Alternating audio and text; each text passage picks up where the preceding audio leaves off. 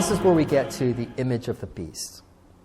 In order to buy or sell, and in order to participate in the globalist New World Order of Satan and the Antichrist, you will have to bow down and worship the image of the beast. This is the only way that you can get his mark, only way you can get the mark of the beast and participate in the global marketplace, all of which will be digitally controlled and tracked through digital currency, CBDCs, social credit scores, vaccination records, etc., and or whatever form it will eventually take in the end. They'll just keep building upon all of this. None of it's going away, with the Antichrist, but they'll just keep adding to it and building to it. And we'll get a reprieve for a time as we fight back and God intercedes and steps in, but that's the direction that it's ultimately going in. And then Revelation 13:15 says, "And he had power to give life unto the image of the beast, that the image of the beast should both speak and cause that as many as would not worship the image of the beast should be killed." And so it's a death penalty for those who don't agree to worship Satan and the image of the beast. And so there will be some kind of lifelike simulation of the beast or of the Antichrist that will be able to both speak and to move, and it will cause anyone who does not worship it to be killed. And so unlike, when you think about the Old Testament, unlike the dumb, the mute, and the blind idols of the Old Testament, this will be a living and moving idol who takes on the form of life. And we think about AI and biotech and what will be possible in the future. That's what the image of the beast could theoretically end up being.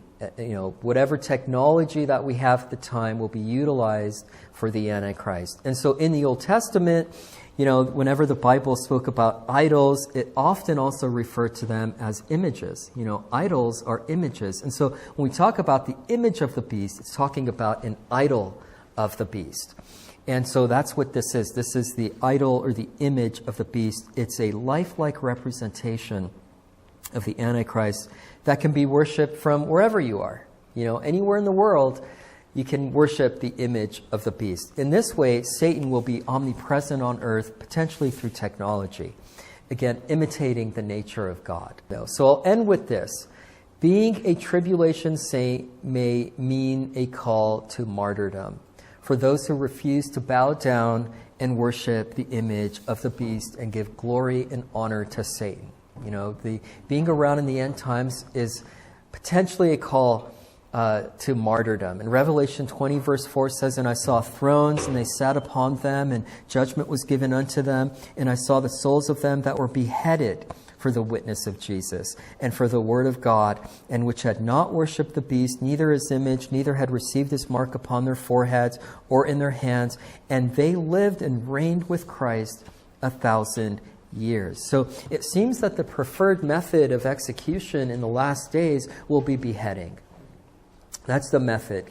This may appear out of place in modern times, but just think about the only religious group in the world today who continues to do beheadings, and that would be the Muslims, right? So once the New World Order religion comes together, as it will, and everyone is singing Kumbaya except for the real Christians, we're the only ones that are going to withstand the Muslims who worship a false god and are an antichrist religion, could act as the military arm of the Antichrist, who will go around and behead Christians and all those who refuse to worship him. Or maybe it's the government and FEMA and those guillotines that we saw, popping up years ago, right? So one way or another, Christians and all those who refuse to take the mark of the beast will either have to flee and survive in the wilderness, as we talked about before, or be beheaded for their testimony.